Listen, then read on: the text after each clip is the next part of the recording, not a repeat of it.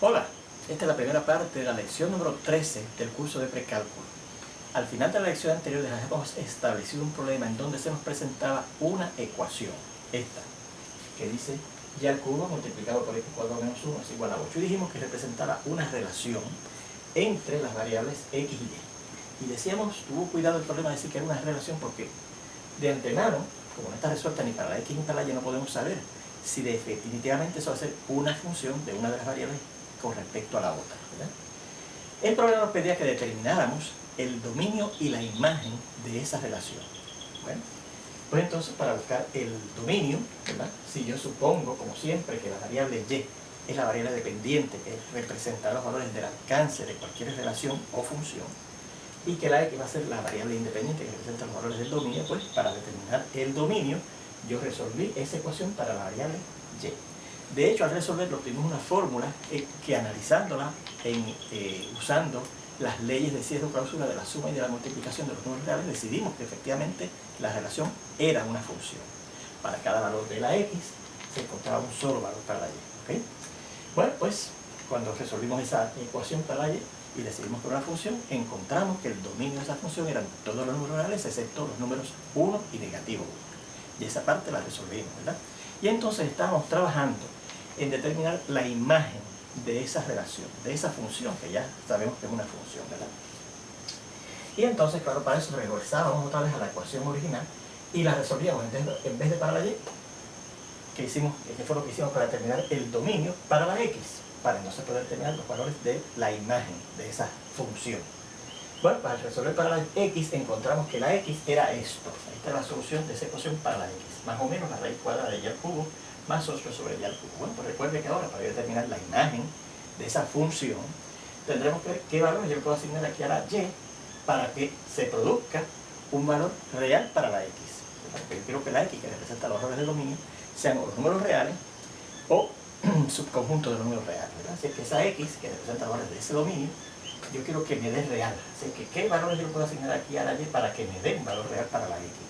Bueno, lo primero que notamos es que esa variable y, esa variable dependiente y que representa los valores del alcance de esa función, está en una expresión, esta fracción algebraica, que se encuentra dentro de una raíz cuadrada.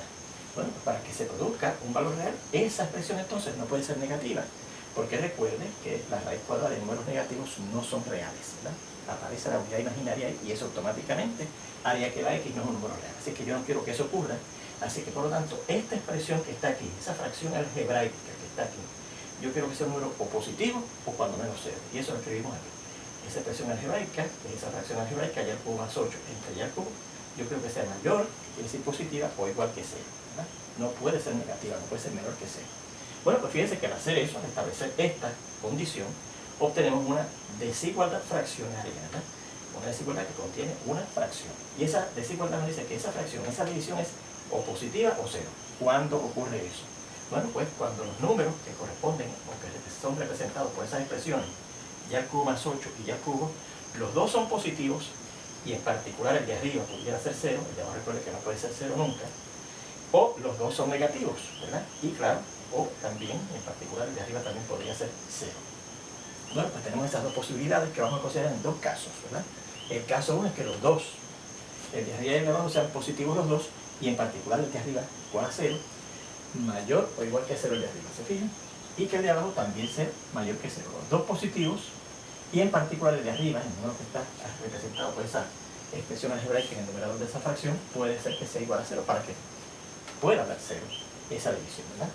Bueno, pues fíjense que tenemos dos desigualdades, que de hecho fíjense que son dos desigualdades cúbicas, fíjense que no son cuadráticas, ni son lineales, que son las que aprendimos a resolver en el curso de álgebra intermedia, bastante al final ya. Sin embargo, fíjense que son fáciles de resolver a pesar de que sean desigualdades cúbicas, porque fíjense, esta desigualdad yo podría resolverla para la y,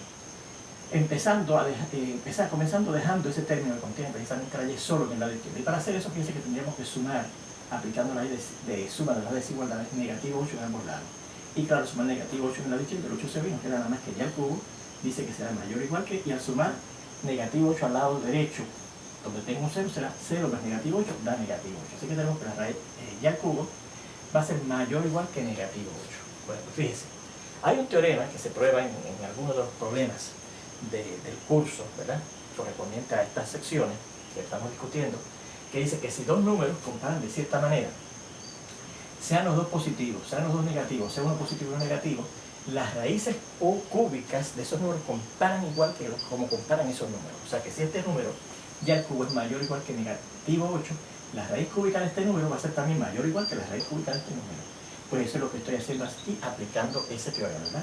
La raíz cúbica de este número tendrá que ser mayor o igual que la raíz cúbica de este otro. ¿Y por qué la raíz cúbica? Porque fíjense que yo quiero reducir la y que está aquí elevada al cubo a y a la 1. Y de la única forma que yo puedo reducir el y al cubo a y a la 1 es buscando la raíz cúbica de y al cubo. Y claro, repetimos, si buscamos la raíz cúbica de y al cubo aquí, pues será mayor o igual también que la raíz cúbica del que está acá. Y entonces la raíz cúbica de y al cubo, pues por una propiedad de radicales que vimos en el álgebra intermedio, eso la y será mayor o igual que, y la raíz cúbica de negativo 8 da la casualidad que es exacta, que es negativo 2. Así que tenemos que la y es mayor o igual que negativo 8, y esta sería una primera condición en este caso, ¿verdad? Y entonces recogemos esa primera condición en este conjunto x1, los números y, que son mayores o iguales que negativo 2. Bueno, la otra posibilidad es que y al cubo sea mayor que 0, por el mismo teorema, ¿verdad? La raíz cúbica de este número será también mayor que la raíz cúbica de este número que está acá. Y la raíz cúbica de y al cubo es y será mayor que la raíz cúbica de 0, que es 0. Así que la y también será mayor que 0. Y esa segunda condición que tenemos en este caso lo recogemos en este segundo conjunto x2, donde colocamos esos números y que son mayores que 0. Bueno, pues ¿cuál es la solución del caso 1? Como tiene que ocurrir esto, cuyos resultados los recogimos en este conjunto, y tiene que ocurrir esto, cuyos resultados los recogimos en este otro conjunto, pues lo que pasa con las dos condiciones a la vez, porque tiene que pasar una condición y la otra, está en la intersección de esos dos conjuntos. Por eso es que la solución del caso 1, que vamos a llamar x3, es la intersección de estos dos conjuntos, ¿verdad? x1 intersecado con x2. Y determinamos pues esto. ¿Cómo? Pues hacemos un diagramita en donde localizamos esos dos conjuntos, ¿verdad?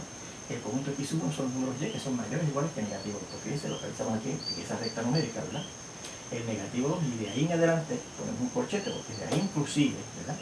Inclusive, de ahí hacia la derecha, porque son los mayores de negativo 2, a esos son los números que corresponden al conjunto x1. Y la condición x2, que son los números y que sean mayores que 0, pues está representado por esta otra flecha, ¿verdad? De 0, no inclusive, porque fíjense que 0 aquí no está incluido, porque ponemos ahí un paréntesis hacia la derecha, porque son números mayores de 0. Bueno, por la intersección de esos dos conjuntos es por donde usted vea que pasan las dos flechas que corresponden a esos dos conjuntos, ¿verdad? Y fíjense que las dos flechas aparecen de 0, no inclusive, fíjense que aquí hay un paréntesis, no inclusive, en adelante. Por lo tanto, la solución del caso 1, que lo hemos llamado aquí x3, a los números y mayores de 0, de ahí en adelante que aparecen los dos conjuntos a la vez, ¿verdad? La intersección de esos dos conjuntos a la vez. Bueno, pues vamos al caso 2, que es la otra posibilidad, que era que los dos números representados por esas expresiones, el y al cubo más 8 y el y al cubo, ambos sean negativos, para que la división de positiva también, y en particular que el de arriba sea 0, para que también cubrir la posibilidad de que esa división dé 0. Y eso lo indicamos aquí, ¿verdad? Que el número que está representado por esa expresión y al cubo más 8 sea negativo o 0, ¿verdad? Negativo o la posibilidad de que pueda ser 0, y que el de abajo, que es y al cubo, sea menor que 0. Fíjense que no podemos poner que sea igual a 0, que sea de que sea igual a 0, porque el de abajo no puede ser 0. Y cubrimos la posibilidad de que sea 0, dejando que el de arriba pueda ser igual a 0. Bueno, pues fíjense que nuevamente obtenemos unas desigualdades cúbicas también, pero bien sencillas. Fíjense que yo aquí podría resolver esto, empezando a dejar este término que contiene a nuestra incógnita solo en el lado izquierdo de esa desigualdad, sumando negativo 8 en ambos lados, ¿verdad? Nos quedaría y al cubo, al sumar negativo 8 sobre 8, será menor o igual que, y al sumar negativo 8 al 0 da negativo 8 acá. Y por el mismo teorema, ¿verdad? Si este número compara de esta manera con este número, pues la raíz cúbica de este número será también menor o igual que la raíz cúbica de este número, ¿verdad? Y buscamos la raíz cúbica por la sencilla razón de que yo quiero bajar de y al cubo a y. Y la forma de bajar de y al cubo a y es buscando su raíz cúbica. Pues buscamos la raíz cúbica de y al cubo, que será menor o igual, como dice aquí, que la raíz cúbica de este otro, ¿verdad? Y la raíz cúbica de y al cubo, nuevamente, por lo que dijimos allí, va a dar y, será menor o igual, y la raíz cúbica de negativo 8 vuelve a dar negativo 2. Es exacta y es negativo 2, ¿verdad? Esa es la primera condición que tenemos en el caso 2. Vamos a recogerla en este conjunto que tenemos x sub 4. Los números y que tienen esta condición, menores o iguales que negativo 2. Y la otra condición de este caso 2 es que y al cubo sea menor que 0, pues si este número es menor que 0, la raíz cúbica de este tiene que ser menor que la raíz cúbica de este. Y eso es lo que hicimos aquí, ¿verdad? Que la raíz cúbica, ¿verdad?, de y al cubo es menor que la raíz cúbica de 0. La raíz cúbica de y al cubo es y, y será menor que la raíz cúbica de 0, que es 0. Este paso que está aquí está de más, ¿verdad? Porque ya lo habíamos escrito ahí, ya lo teníamos ahí, pues pasamos directamente a esto. Bueno, pues esta segunda condición la recogimos en un segundo conjunto, que lo vamos a llamar x sub 5, siguiendo, ¿verdad?, con el conteo este de x sub 1, x sub 2, x sub 3, pues x sub 4, pues esta nueva condición le llamamos x sub 5, los números y que son menores que 0. Bueno, pues ¿cuál es la solución del caso 2?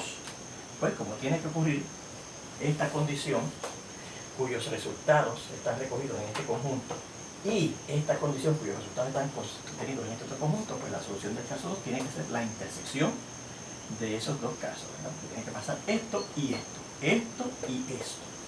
Y la intersección de esos dos conjuntos, de x sub 4 y x sub 5, dice aquí que son los números y que son menores o iguales que negativos. ¿Cómo lo vemos? Pues en la recta numérica localizamos esos dos conjuntos, x sub 4 y x sub 5. X sub 4, recuerde que son los números que sean menores o iguales que negativo 2, así que sería negativo 2, inclusive, por ponemos ahí un corchete, hacia la izquierda, ¿sí? Son los números menores o iguales que negativo 2. Y los números que están en x sub 5, que son los números menores que 0, son estos que están en este conjunto. Del 0 no inclusive, por eso es que en el 0 pasamos un paréntesis, porque no está incluido, hacia la izquierda. ¿Y dónde estará la intersección de x sub 4 y x sub 5? Pues por donde pasen las dos flechas que corresponden a ambos conjuntos. Y esas dos flechas pasan, fíjense, de negativo 2, inclusive ahora, hacia la izquierda. O sea, hay unos números que son menores, porque están a la izquierda, o iguales, porque está incluido el negativo 2, que negativo 2, ¿verdad? Bueno, pues ahí tenemos la solución del caso 2. ¿Cuál será entonces la solución final de esa desigualdad? ¿Cómo dijimos que tiene que pasar esto? Que esos dos números sean los dos positivos y en particular el de arriba pudiera ser 0. O esto otro, ¿verdad? Que los dos números sean negativos o el de arriba puede ser inclusive igual a 0. Pues la solución final, como es una cosa o la otra, pues será entonces la unión de la solución del caso 1, que era x sub 3, con la solución del caso 2, que lo llamamos, míralo aquí, x sub 6. ¿Ok? Vamos a aclarar esto como x sub 6. Muy bien, y si yo uno esos dos conjuntos, pues ¿qué números tendremos? Pues recuerde que x sub 3 son los números y que son mayores que 0. Pues míralo aquí. Son los números y que son mayores que 0, o, porque están en uno o en el otro, los números y que están en el x sub 6, que son esos números que son menores o iguales que negativos. ¿Okay? Y esa finalmente sería la imagen de esa función que cuando yo la resolví, esa ecuación para la incógnita y, ¿verdad? Que es la variable dependiente, se llamó y. Así que sería la imagen de esa función y. Los números y que sean mayores que 0 o que sean menores o iguales que negativo 2. Y ahí tenemos la solución del final de ese problema. Bueno, pues con esto terminamos esta parte, este tópico de cómo determinar la imagen de una función o de una relación, si es que la relación que nos da una función. Bueno, vamos a ver entonces a este otro nuevo tópico que se llama clasificación de funciones. Y de hecho, la primera clasificación que vamos a ver es la clasificación por el uso del alcance. Y fíjense en esta definición que nos da el primer tipo de función que vamos a estudiar, que vamos a clasificar. Dice así: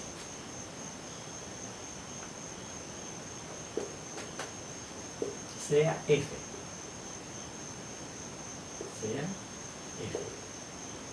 una función que tiene como dominio A y como alcance AB. Una función, como he dicho, con dominio A y alcance B. Decimos que f será inyectiva o 1, 1 o una inyección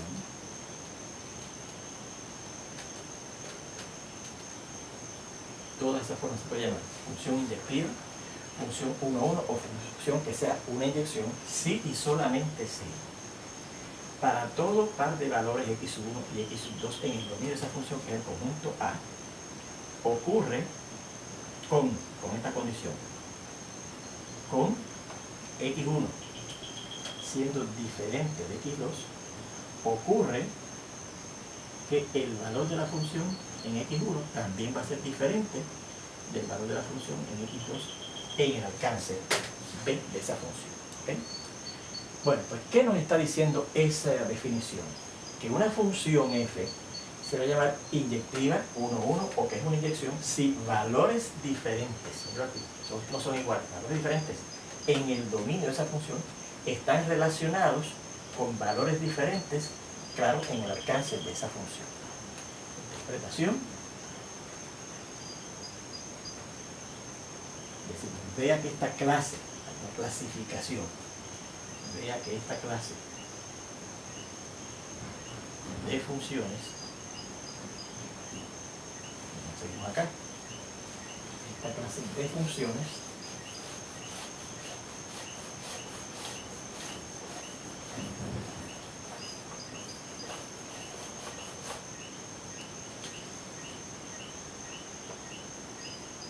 relacionan elementos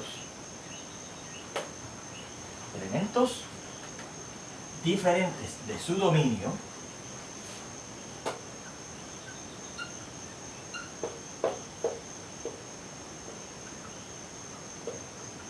con elementos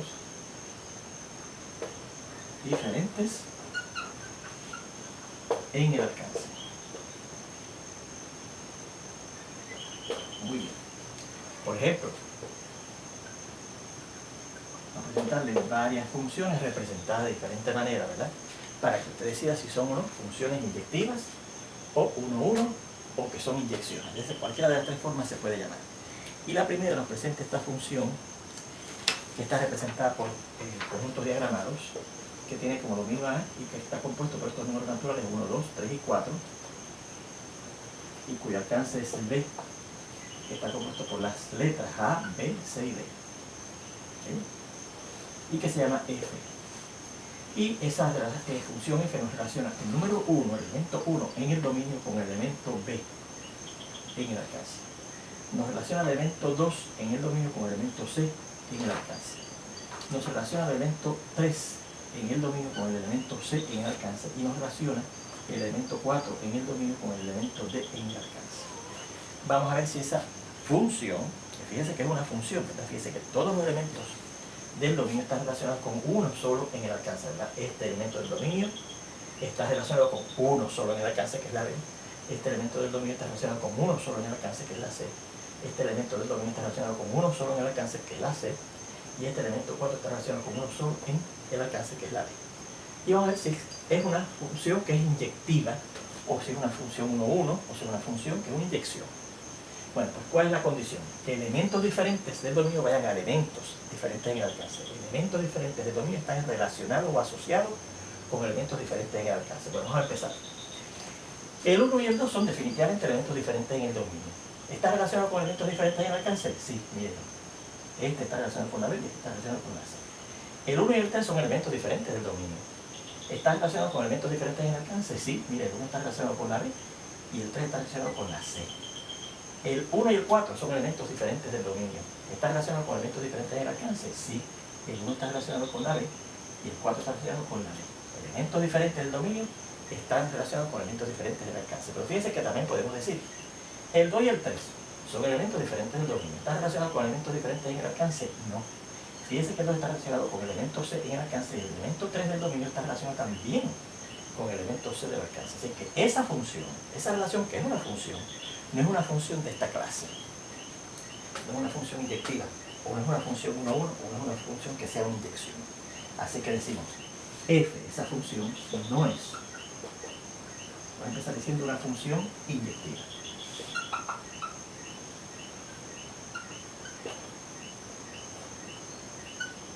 Pues los dos elementos del dominio 2 y 3. Vamos a empezar diciendo dos elementos diferentes, ¿verdad? El 2 y el 3 del dominio.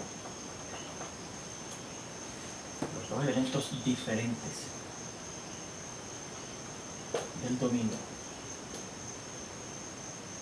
En particular el 2 y el 3. No están relacionados con dos elementos diferentes en el alcance.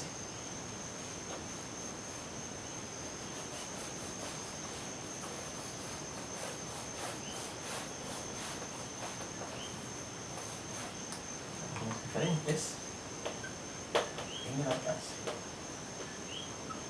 Y vamos a poner entre paréntesis, ambos están relacionados o asociados, ¿verdad?, con el elemento, este elemento que está relacionado con el elemento C en el alcance. ¿Okay? Muy bien. Vamos a ver este segundo ejemplo, que también nos presenta una función representada por pares ordenados y por conjuntos diagramados, perdón, que es esta. El dominio se llama P, está compuesto por los elementos 1, B y D. Y el alcance, que se llama Q, está compuesto por estos elementos A, X, Z y B mayúscula. ¿Okay? Y se llama G, la función. Y dice que el 1 está relacionado con la Z, la B está relacionada con la A y la D está relacionada con la B mayúscula. Bueno, vamos a ver si esa función, ¿verdad?, dice que es una función, cada elemento del dominio A, B y D está relacionado con algún elemento del alcance que es único. El 1 está relacionado únicamente con la Z, el B está relacionado únicamente con la A y el D está relacionado únicamente con la B mayúscula. Vamos a decir una función inyectiva, o 1,1, que también se puede llamar igual de esa manera, o una inyección, que también se puede llamar de esa manera, ese mismo tipo de función. ¿Qué tenemos que ver? Si elementos diferentes del dominio van a elementos diferentes del alcance. Vamos a ver. El elemento 1 y el elemento B son diferentes en el dominio, ¿verdad? Y fíjense que están relacionados con elementos diferentes en el alcance. El 1 está relacionado con la Z y el B está relacionado con la A. Están relacionados con elementos diferentes en el alcance. El 1 y el D son dos elementos diferentes en el dominio, ¿verdad? A ver si están relacionados con elementos diferentes en el alcance. Sí, el 1 está relacionado con la Z y el D está relacionado con la B mayúscula. Así que sí, estos dos elementos diferentes están relacionados con estos dos elementos diferentes en el alcance.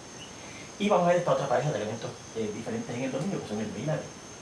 ¿Están relacionados con elementos diferentes en el alcance? Sí, el B está relacionado con la A y el D está relacionado con la B mayúscula. Así que sí, fíjense que cualquier pareja de elementos en el dominio que sean diferentes están relacionados con elementos diferentes en el alcance. ¿Okay?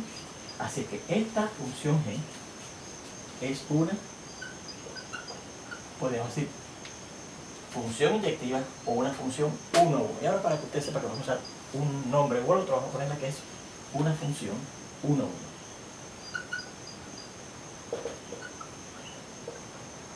¿Okay? Vamos a ver este tercer ejemplo, que nos presenta una función representada por gráfica. ¿Okay? Y la gráfica que nos presenta es esta. Este es el eje de Y y este es el eje de X.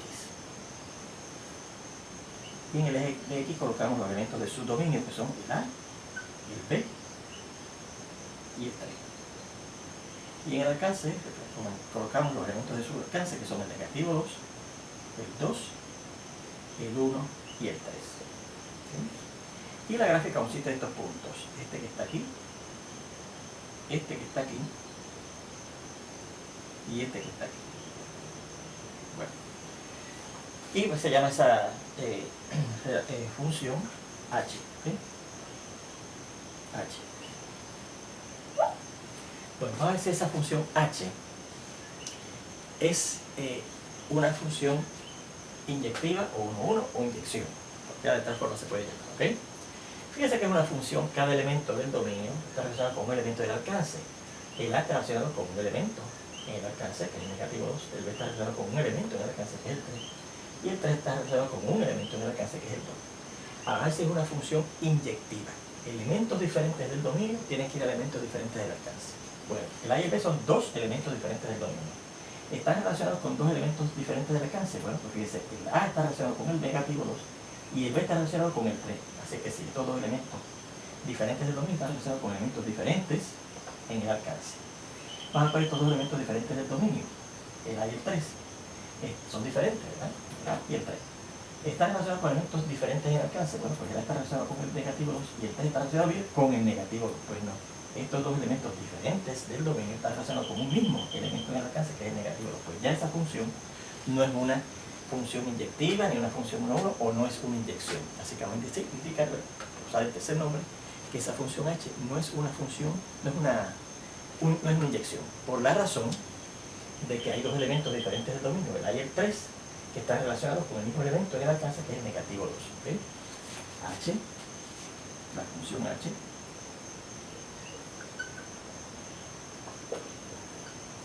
no es una inyección. Pues, seguimos allá. Los dos elementos diferentes del dominio, A y 3.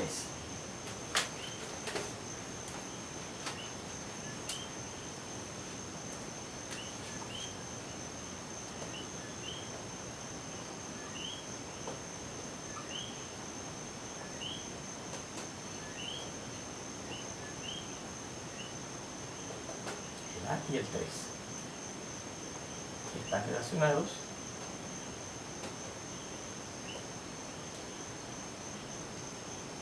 no con elementos diferentes en el alcance, sino con un mismo elemento en el alcance. ¿Que es quién? Están relacionados dos, el A y el 3, pues mire, con el negativo 2. Así que por esa razón, esa función no es una función inyectiva, ni es una función 1, ni es una inyección. ¿Okay? Vamos a ver este otro ejemplo, más bien vamos a indicar ahora lo siguiente. Vamos a observar lo siguiente. Bueno, si usted tiene una función representada por gráfica, ¿sí? Da la casualidad que es de los reales a los reales, ¿ok?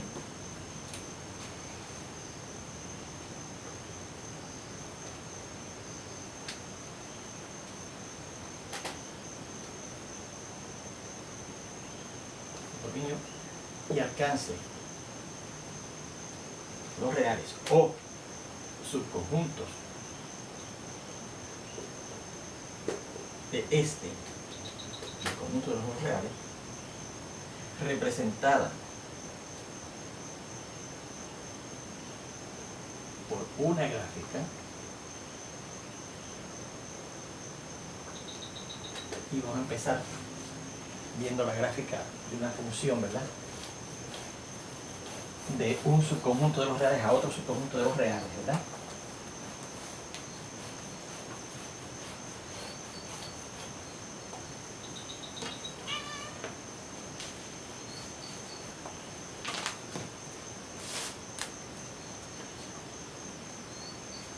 Ya tenemos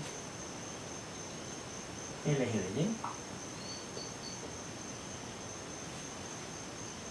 el eje de X, y vamos a ver que el dominio de esa función, que la voy a representar aquí por una gráfica, es este intervalo que va desde A hasta B. ¿Sí?